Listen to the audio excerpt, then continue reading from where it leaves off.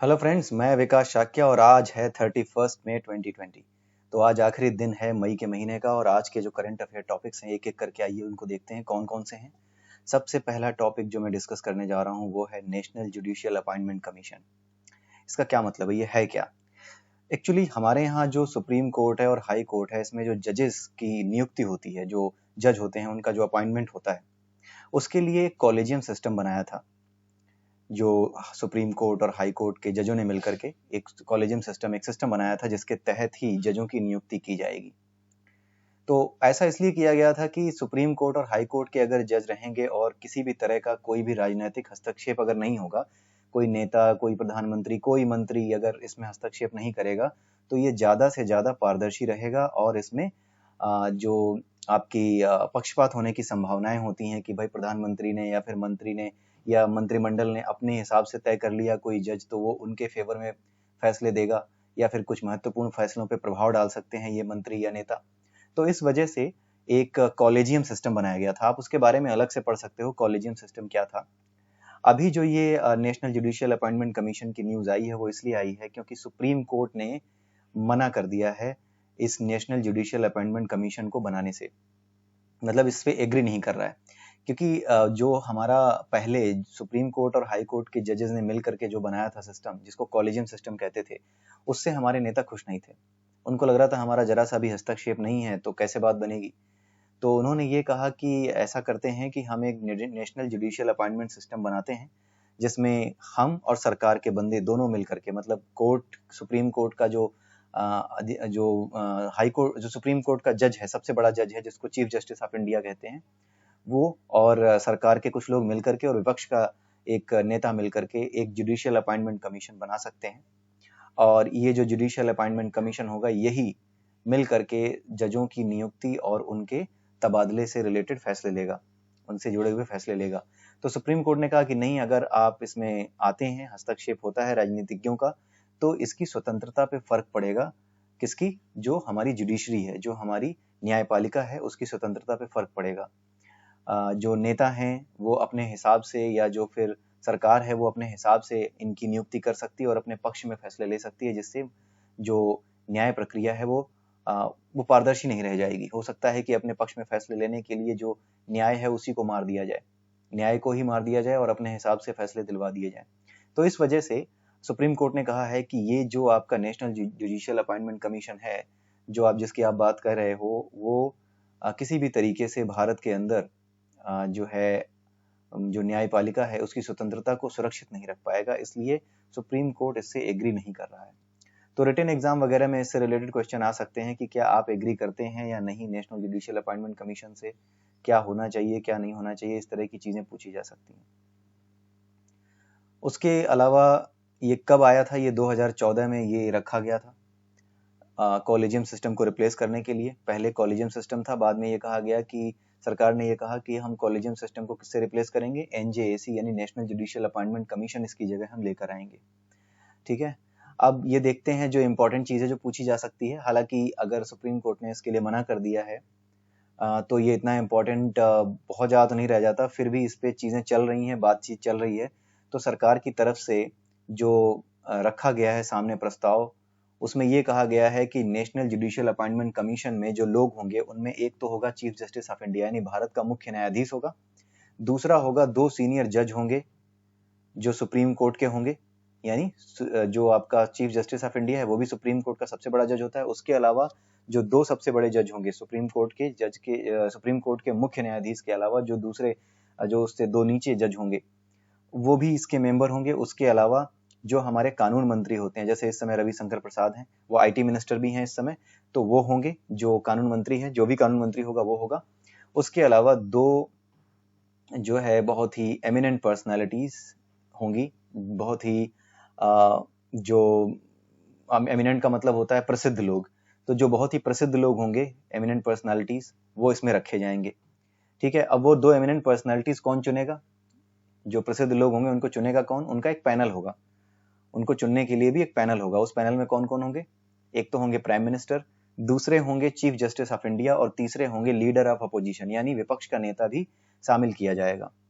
ठीक है, तो इस प्रकार से इन्होंने पारदर्शी रखने की कोशिश करी है कि एनजेएसी में विपक्ष का लीडर भी होगा, या फिर अगर विपक्ष लायक बहुमत नहीं है विपक्ष के पास, तो जो विरोधी दल का सबसे बड़े विरोधी दल का नेता होगा, वही लीडर ऑफ अपोजिशन माना जाएगा, जैसे इस समय कांग्रेस है।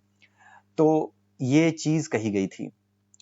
तो इसमें ये जो पैनल है, ये पैनल उन 2 लोगों को चुनेगा जो कि नेशनल जुडिशियल अपॉइंटमेंट कमीशन में इन लोगों के अलावा, यानी चीफ जस्टिस ऑफ इंडिया के अलावा, और 2 सबसे सीनियर मोस्ट जजेस जो एससी के होंगे चीफ जस्टिस इंडिया के अलावा, और यूनियन मिनिस्टर ऑफ लॉ यानी कानून मंत्री, और 2 प्रसिद्ध पर्सनालिटीज इसके अलावा चुनी जाएंगी। तो उनमें एक तो होगा कोई भी ऐसा बंदा जो एससी, उनमें से एक तो वो कोई भी चुन सकते हैं, लेकिन एक बंदा निश्चित रूप से या तो वो एससी एसटी का होना चाहिए, या ओबीसी का रिप्रेजेंटेटिव होना चाहिए, या फिर कोई लेडी होनी चाहिए, कोई वुमेन होनी चाहिए। ठीक है।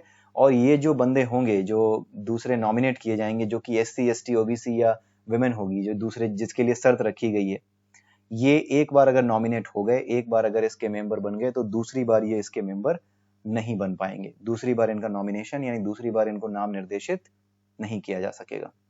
ठीक है। तो इसके बारे में इतना ही है। आप इसमें जो रिटन एग्जाम है उसमें ये क्वेश्चन पूछा जा सकता है कि नेशनल जुडिशियल अपॉइंटमेंट कमीशन को आप कितना वैलिड समझते हैं। क्या आपको लगता है कि इसके आने से जो जुडिशरी की यानी कि जो न्यायपालिका की स्वतंत्रता है वो किसी प्रकार से बाधित हो सकती है? तो इस पे आप अपनी बात कह सकते हैं। आइए देखते हैं अगला टॉपिक क्या है। अगला टॉपिक है removal of state election commissioner. ठीक है। आज के सारे टॉपिक लगभग ऐसे ही हैं जो कि संविधान से जुड़े हुए हैं।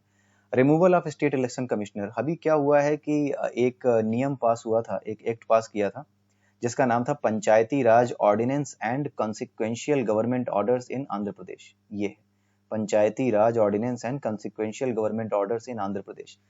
तो आंध्र प्रदेश में क्या हुआ था, ये इस नाम से एक जो है कानून पास हुआ था। इस कानून के अंतर्गत ये कहा गया था कि जो इलेक्शन कमिश्नर है, स्टेट इलेक्शन कमिश्नर, जैसे कि हमारा भारत का इलेक्शन कमिश्नर होता है उसी तरीके से राज्यों के भी इलेक्शन कमिश्नर होते हैं। तो जो राज्य का इलेक्शन कमिश्नर होगा उसका कार्यकाल घटा करके 5 से 3 साल कर दिया था। इस एक्ट के अनुसार, ये जो नियम लेकर आए थे इसके अनुसार उसका घटा करके 5 से 3 साल कर दिया था। हाई कोर्ट जो है, जो आंध्र प्रदेश का है, वो ये कह रहा है कि आप ऐसा नहीं कर सकते। ऐसा क्यों कह रहा है, यही इंपॉर्टेंट है, यहीं से क्वेश्चन बनता है। ठीक है। पहली चीज तो ये, हाई कोर्ट ने कहा कि जो आर्टिकल 213 है वो ये कहता है कि आप कोई भी ऑर्डिनेंस ला सकते हैं, अध्यादेश ला तो सकते हैं, लेकिन उसके लिए पर्याप्त स्थितियां होनी चाहिए। ये जो चीज लाई गई panchayati raj ordinance and consequential government order, ये एक ऑर्डिनेंस है। ऑर्डिनेंस यानी अध्यादेश, अध्यादेश यानी कि बिना किसी बहस के, बिना किसी सुनवाई के आप कोई अध्यादेश ले आइए, कोई आदेश, सरकारी आदेश जारी कर दीजिए। जब भी कोई नियम बनता है तो पहले उस पे संसद में बहस होती है, लेकिन अध्यादेश के केस में ऐसा नहीं होता, बहस बाद बाद में होती रहेगी, लेकिन पहले वो ऑर्डर बन करके सरकार की तरफ से आ जाता है और देश में लागू हो जाता है या प्रदेश में लागू हो जाता है। तो ये अध्यादेश जो है वो आंध्र प्रदेश ने लागू कर दिया था। ठीक है।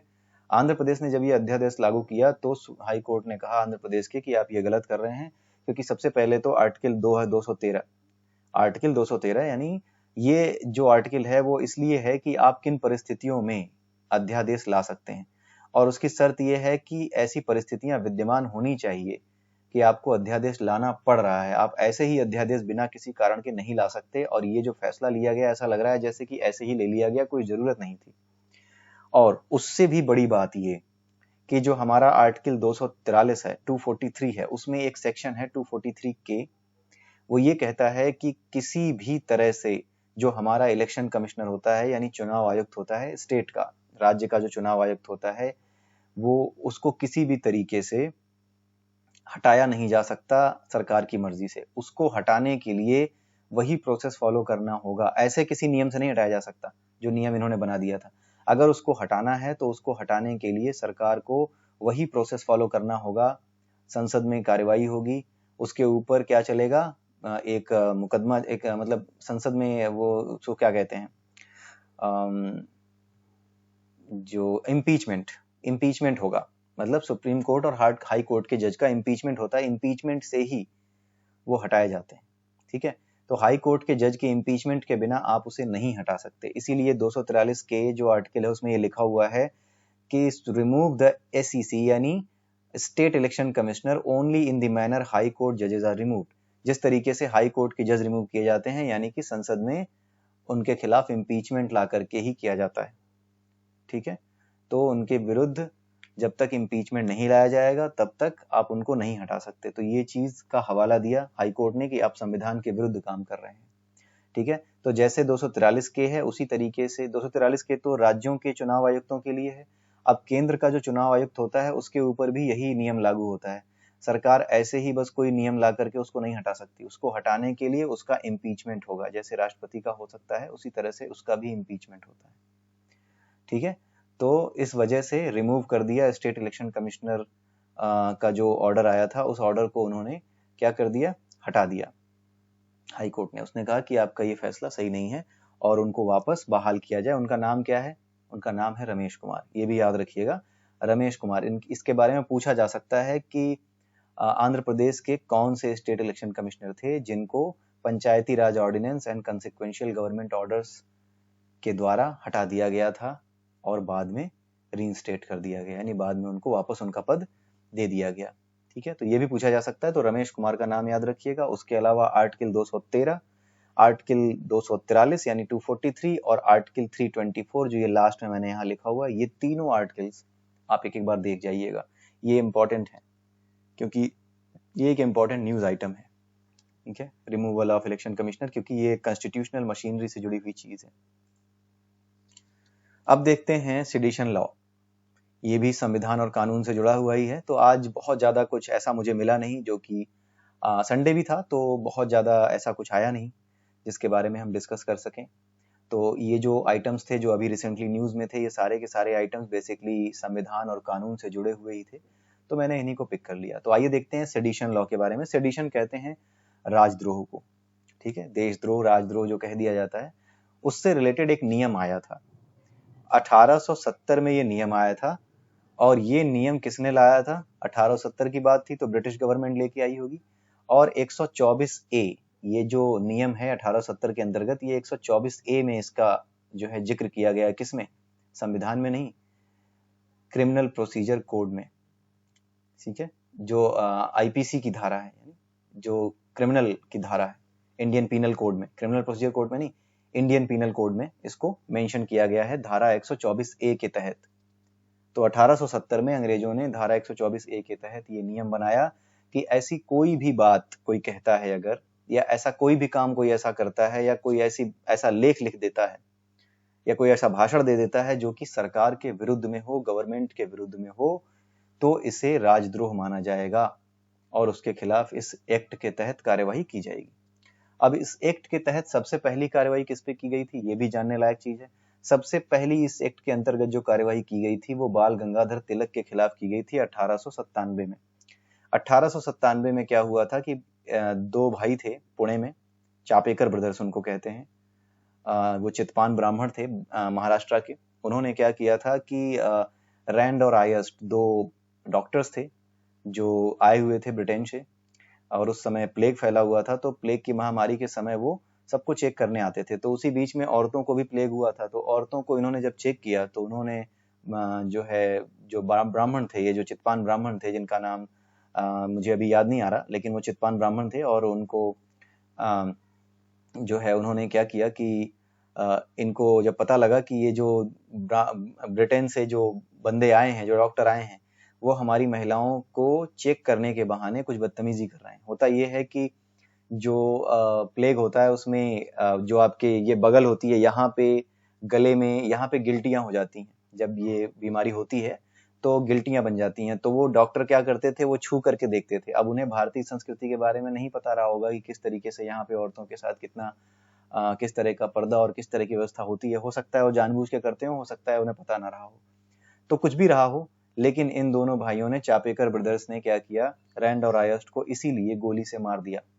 और जब मार दिया तो बाल गंगाधर तिलक ने क्या किया था कि उन्होंने कोई लेख लिखा था, तो उन्होंने इस चीज का समर्थन क्या किया था, मतलब समर्थन नहीं किया था, उन्होंने इसके बारे में लिखा था कि इस तरह की चीजें, मतलब ऐसा लग रहा था कि एक मूक समर्थन है, एक शांत समर्थन उनका प्राप्त है इन्हें।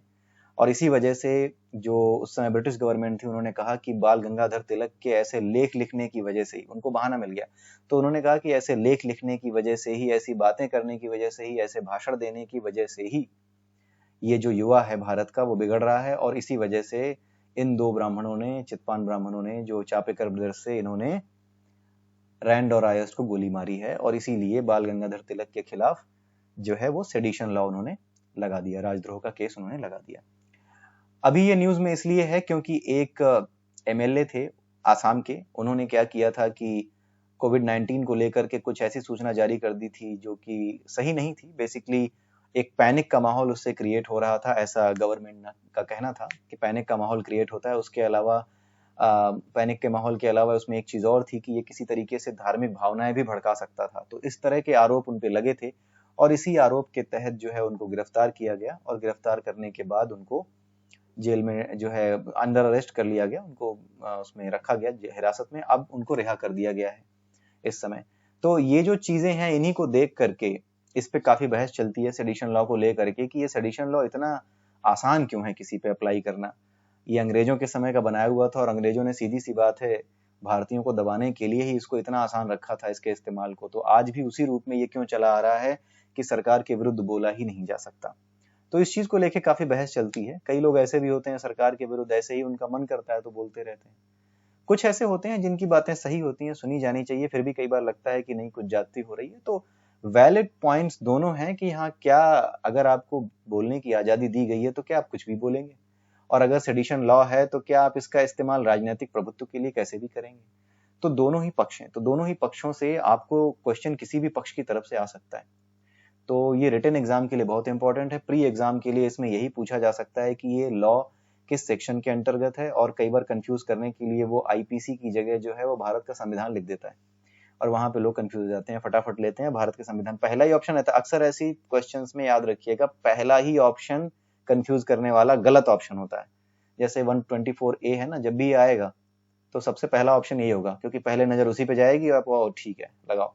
तो जल्दबाजी का काम हो जाता है उसमें, इसलिए आप ध्यान रखिएगा ये आईपीसी का है, ये जो है उसका नहीं है, भारत के संविधान की कोई धारा नहीं है, कोई अनुच्छेद नहीं है, ये आईपीसी की धारा है, इंडियन पिनल कोड की। इसके अलावा किसके ऊपर सबसे पहले अप्लाई किया गया था ये याद रखिएगा। और एक आरोप इन पे जो लगा था, जो मैंने बताया कि इनके बीच में जो है सामाजिक सामंजस्य को बिगाड़ने का भी आरोप लगा था, जो आरोप लगा था ये एमएलए के ऊपर, जो कि आसाम के थे। कम्युनल डिसहार्मनी, यानी कि जो सांप्रदायिक सौहार्द है उसको बिगाड़ने का इनके ऊपर आरोप था, और वो आरोप किसके तहत लगता है, 153A के तहत लगता है। ठीक है, ये भी आईपीसी के अंतर्गत ही आता है, इसको भी याद रखिएगा। आईपीसी का 153A कहता है कि अगर आप किसी भी तरीके से सांप्रदायिक सौहार्द को बिगाड़ने का प्रयास करेंगे तो आप दंड के भागी होंगे। तो इसलिए 153A को भी याद रखिएगा। ठीक है, और रिटन एग्जाम में इस पे लिखने को आ सकता है, ये भी याद रखिएगा। सो इस पे कुछ लिखने की कोशिश कीजिए, अपने आप एडिटोरियल्स पढ़िए, देखिए कितना आपको मिलता है, कितना आप लिख पाते हो खुद से।